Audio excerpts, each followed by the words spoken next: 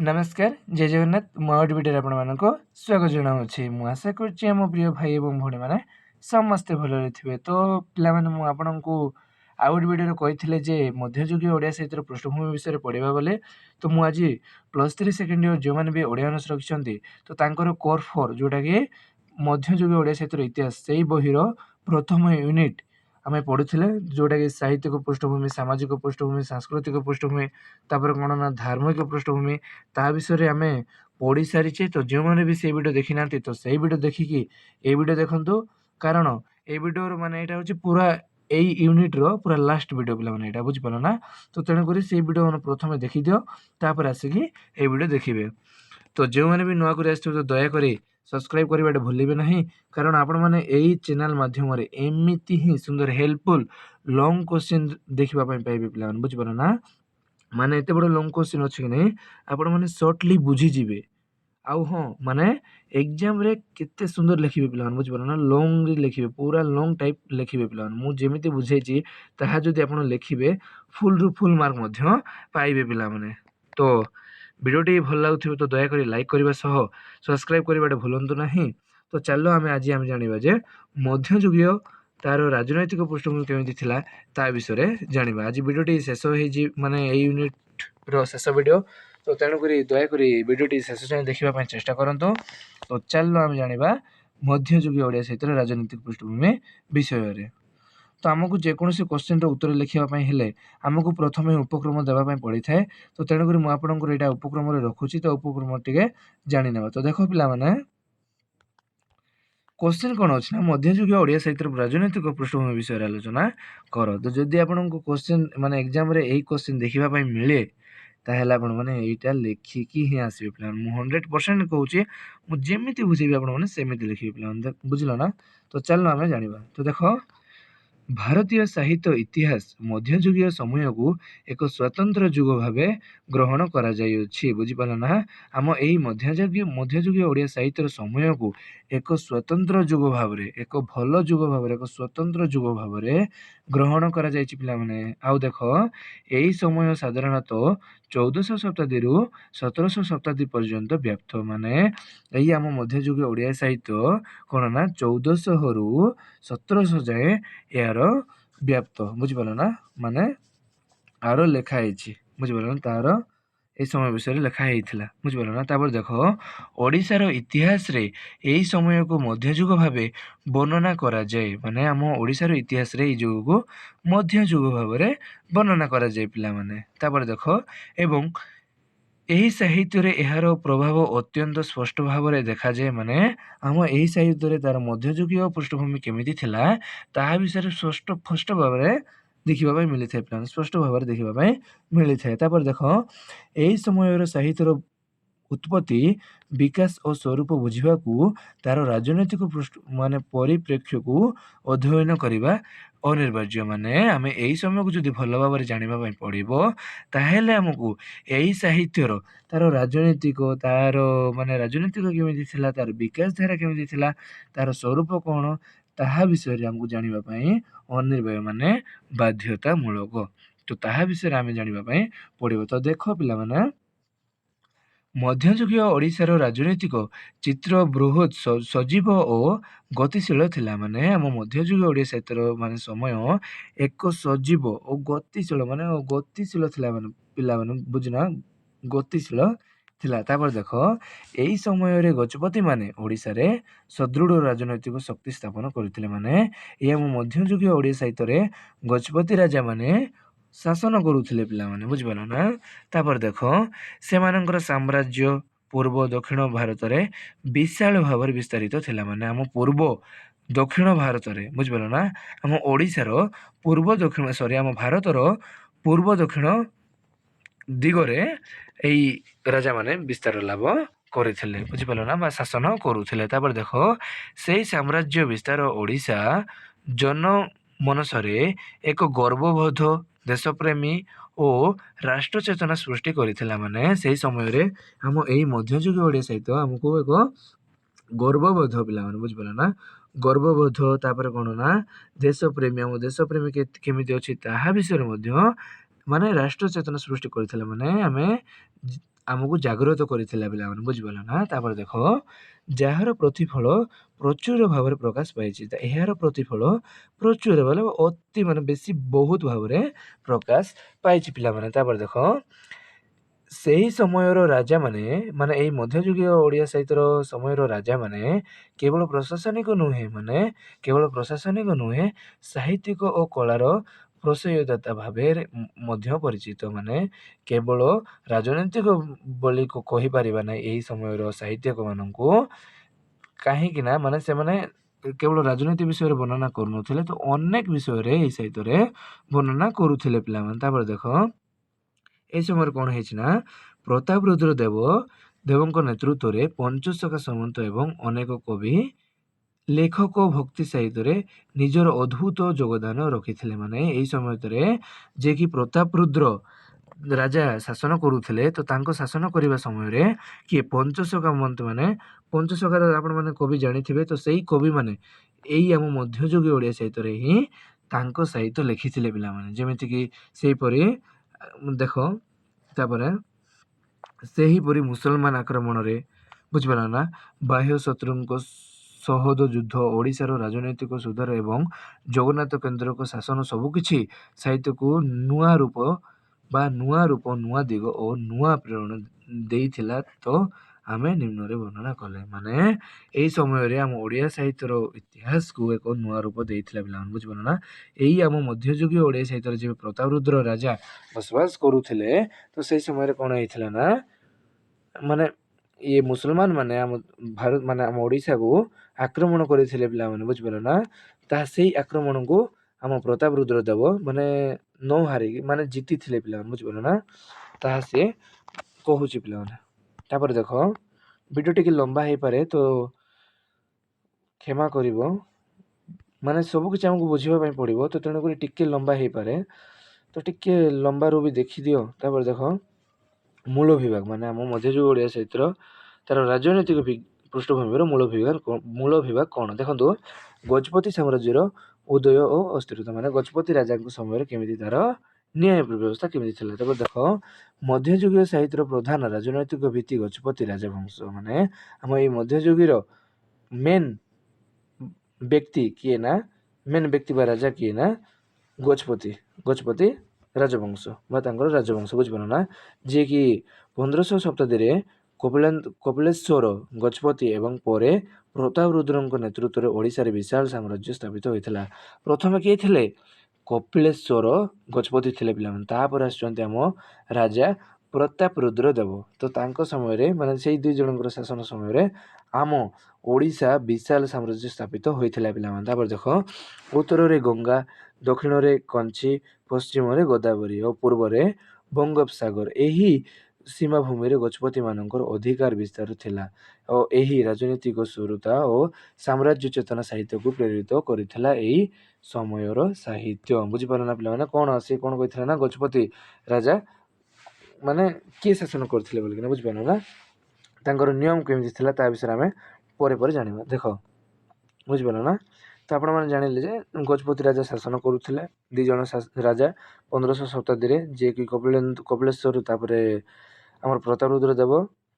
ତ ସେମିତି ଶାସନ କରୁଥିଲେ ବୋଲି ଆପଣ ଜାଣିପାରିଲେ। ଯେମିତିକି ତାଙ୍କର ମାନେ ସାମ୍ରାଜ୍ୟ କେତେ ଯାଏଁ ଥିଲା ନା, ଯେମିତିକି ପୂର୍ବରେ ବଙ୍ଗୋପସାଗର ଆଉ ମାନେ ଦକ୍ଷିଣରେ କାଞ୍ଚି ଓ ପଶ୍ଚିମରେ ଗୋଦାବରୀ, ତାପରେ ପୂର୍ବରେ ବଙ୍ଗୋପସାଗର ବୋଲେ ମାନେ ଦିଗରେ ଶାସନ କରୁଥିଲେ ବୋଲି ଆମେ ଜାଣିପାରିଲେ। ତାପରେ ଦେଖ, ରାଜାଙ୍କର ସାହିତ୍ୟ ପ୍ରମୋଶନ, ମାନେ ରାଜାଙ୍କର ସାହିତ୍ୟ, ତାଙ୍କର ସାହିତ୍ୟ କେମିତି ଥିଲା। ଦେଖ, ଗଜପତି ମାନେ କେବଳ ଯୋଦ୍ଧା ନୁହେଁ, ମାନେ ଗଜପତି ରାଜା ମାନେ କେବଳ ଯୋଦ୍ଧା ନୁହେଁ ପିଲାମାନେ, ତ ସେମାନେ ସାହିତ୍ୟ ଓ କଳାର ପ୍ରଶୟଦାତା ମଧ୍ୟ ଥିଲେ। ମାନେ ଏଇ ସମୟରେ ମଧ୍ୟ ଦେଖ ଆମ ସାହିତ୍ୟକୁ କେତେ ଭଲ ପାଇବା ଥିଲା ବୋଲି ଆମେ ଜାଣିବା ପାଇଁ ପାଉଛେ। କେବଳ ରାଜା ମାନେ କେବଳ ଯୁଦ୍ଧ କରିବି ତାହା ଭାବୁନଥିଲେ। କ'ଣ ଭାବୁଥିଲେ ନା, ଆମ ସାହିତ୍ୟ କେମିତି ବଞ୍ଚିବା ଦରକାର, ସଂସ୍କୃତି ତାର ଆମ ଓଡ଼ିଆ ଅସ୍ମିତା, ତାହା ବିଷୟରେ ମଧ୍ୟ ଧ୍ୟାନ ଦେଉଥିଲେ। ତାପରେ ଦେଖ, ପ୍ରତାପରୁଦ୍ର ଦେବଙ୍କ ପ୍ରଶାସନିକ କରେ ଓଡ଼ିଶାରେ ପଞ୍ଚସଖା ସନ୍ତାନ ବଳରାମ ଦାସ, ଦେଖ ମାନେ ପଞ୍ଚସଖା କବି ମାନେ କିଏ ଥିଲେ ନା, ବଳରାମ ଦାସ, ଜଗନ୍ନାଥ ଦାସ, ଶିଶୁଆନନ୍ଦ ଦାସ, ତାପରେ ଯଶୋବନ୍ତ ଦାସ, ଆଉ ତାପରେ ଆସୁଛନ୍ତି ଅଚ୍ୟୁତାନନ୍ଦ ଦାସ। ଏଇ 5 ଜଣ ବ୍ୟକ୍ତିଙ୍କର ଆପଣମାନେ ନା ମନେ ରଖିବା ପାଇଁ ପଡ଼ିବ, କାରଣ 1 ମାର୍କିଆ ଏବଂ 2 ମାର୍କିଆରେ ଆସିଥାଏ ପିଲାମାନେ। ମୁଁ ସେତେବେଳେ କହିଥିଲି ପଞ୍ଚଦଶ ଶତାବ୍ଦୀ ମାନେ ରାଜା ସାହିତ୍ୟିକ ମାନେ କିଏ ଥିଲେ, ତ ଏଇମାନେ ହିଁ ଥିଲେ ପିଲାମାନେ, ବୁଝିପାରିଲ ନା? ବୁଝିପାରୁଥିବେ ମୁଁ ଆଶା କରୁଛି। ତାପରେ ଦେଖ, ତାଙ୍କର ଅମୂଲ୍ୟ ଭକ୍ତି ସାହିତ୍ୟ ରଚନା କରିଥିଲେ। କାହାର? ଏହି ସମୟରେ ଏହି 5 ଜଣ ବ୍ୟକ୍ତି ତାଙ୍କର ଅମୂଲ୍ୟ ଭକ୍ତି ସାହିତ୍ୟ ରଚନା କରିଥିଲେ ପିଲାମାନେ। ତ ଏହି ସାହିତ୍ୟରେ ରାଜାଙ୍କର ପ୍ରତ୍ୟକ୍ଷ ପ୍ରସବ ଏବଂ ରାଜନୈତିକ ସୁରକ୍ଷା ଥିଲା, ବୁଝିପାରୁଥିବେ ଆପଣମାନେ। ତ ଦେଖ, ତାପରେ କ'ଣ ହେଇଛି ନା, ଜଗନ୍ନାଥ କେନ୍ଦ୍ରିକ ରାଜନୀତି, ମାନେ ଆମ ଜଗନ୍ନାଥ ଦେବତା ଯିଏକି କାଳିଆ ଠାକୁର, ତାଙ୍କର କେନ୍ଦ୍ରିକ ରାଜନୀତି କେମିତି ଥିଲା।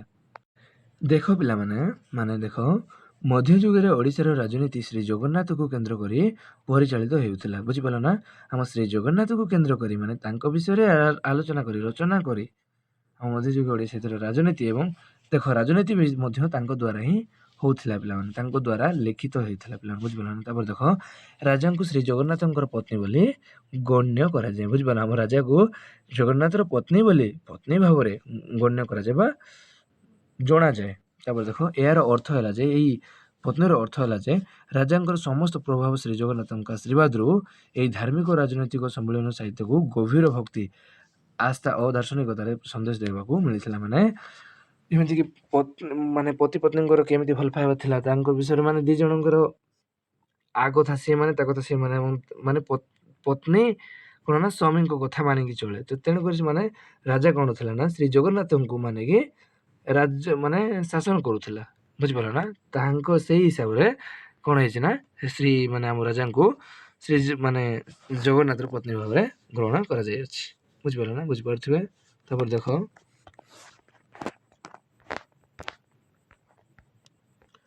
ସାମ୍ରାଜ୍ୟ ବିସ୍ତାର ଓ ସାହିତ୍ୟିକ ଗର୍ବ ଚେତନା କ'ଣ ଥିଲା? ଦେଖ, ଗଜପତି ସେନାର ସାହସ, ତାପରେ କ'ଣ ହେଇଛି ନା, ନୌସେନାର ଶକ୍ତି, ଦୂରଦୂରାନ୍ତର ଓଡ଼ିଶାର ପ୍ରଭାବ, ସବୁଥିରେ ଏକ ଗର୍ବ ଚେତନା ଦେଖାଯାଉଥିଲା। ମାନେ ଗର୍ବ ଚେତନା ମାନେ ଆମେ ଯେମିତି ଆମେ ଦେଶ ପାଇଁ ଜୀବନ ଦେଇଦେଉ, ତ ସେମିତି ଭାବରେ ସେଇ ସମୟରେ ମଧ୍ୟ ସେନାମାନେ ଥିଲେ, ବୁଝିପାରିଲ ନା? ତାପରେ ଦେଖ, ସେଇ ଚେତନା କବିମାନଙ୍କ ସୃଜନ ଭାରତୀୟ ସମାଜର ଉଜ୍ଜ୍ୱଳ ପରିଚୟ ଦେଇଥିଲା।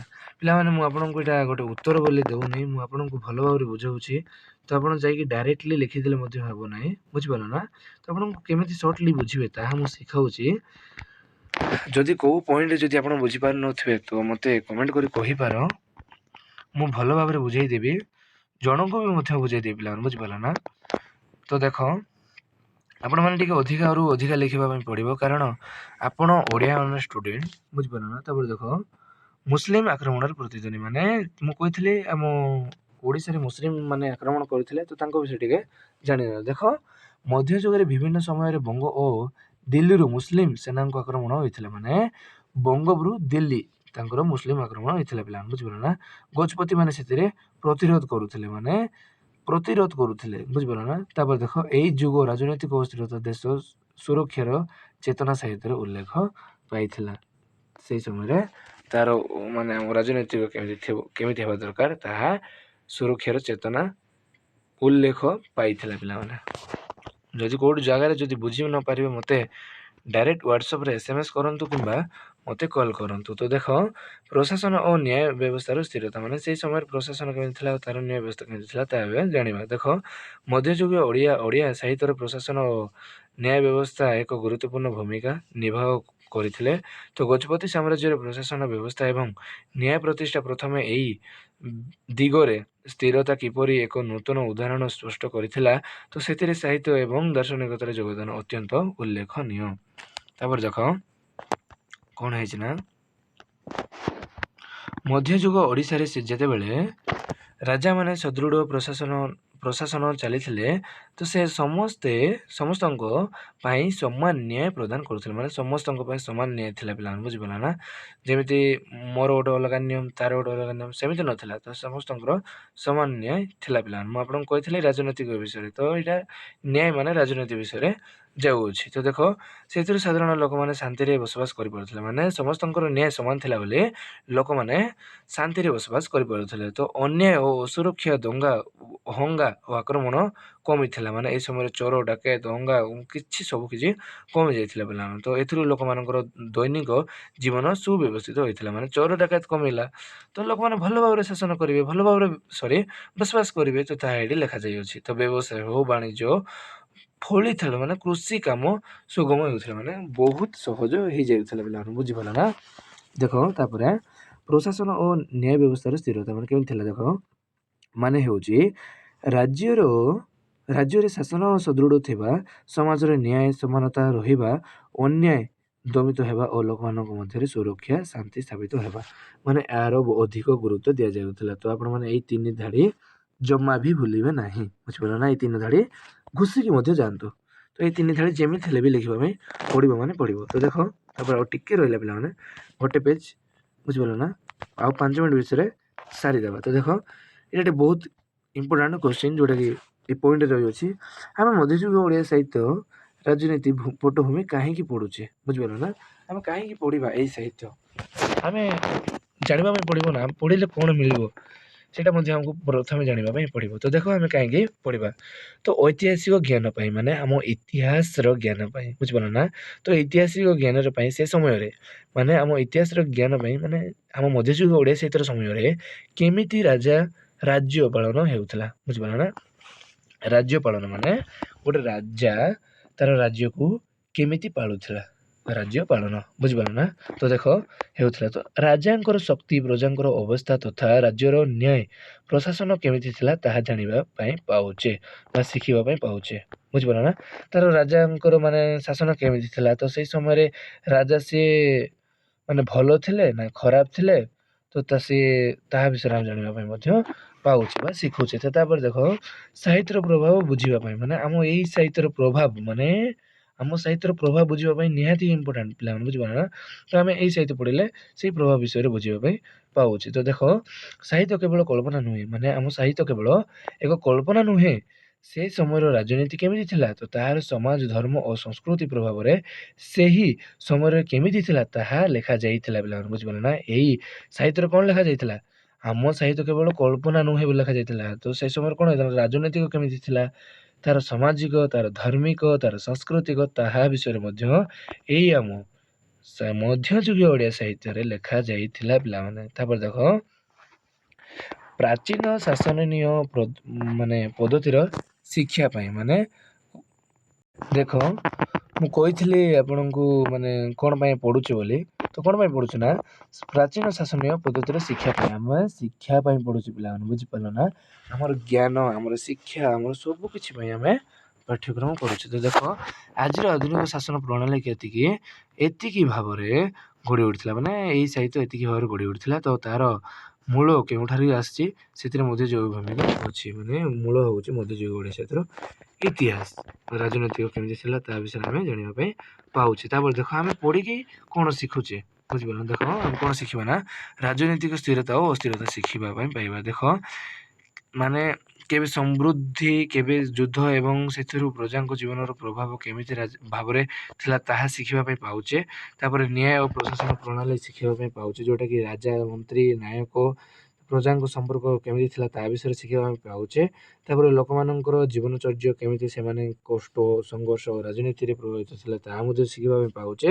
ଆଉ କ'ଣ ହେଇଛି ନା ଆଧୁନିକ ଶିକ୍ଷା ପାଇଁ ପ୍ରେରଣା ଆଉ ପୁରୁଣା ଭୁଲ ଗୁଡ଼ିକୁ ନିଜକୁ ଆଣିବା, ନଜରକୁ ଆଣି ସେଇ ପୁରୁଣା ଗୁଡ଼ିକୁ ଆମ ନଜରକୁ ଆଣି ଆମେ ଆଜିର ସମାଜ ଓ ରାଜନୀତିକୁ ଭଲ ପଦ୍ଧତିରେ ଆଣିପାରୁଛୁ। ମାନେ ସେଇ ସମୟର ରାଜନୈତିକ ଶାସନ ବ୍ୟବସ୍ଥାକୁ ଦେଖି ଆଜିର ଯୁଗରେ ମଧ୍ୟ ସେଇ ଶାସନ ମାନେ ୟୁଜ୍ କରୁଛି, ବ୍ୟବହାର କରୁଛି ପିଲାମାନେ। ବୁଝିପାରିଲ ନା? ତାପରେ ଟିକେ ଜଷ୍ଟ ରହିଗଲା ଆପଣଙ୍କର ଉପସଂହାରଟିଏ। ଆପଣଙ୍କୁ ଯାହା ବୁଝିଥିବେ ତାହା ଲେଖିଲେ ମଧ୍ୟ ହେବ।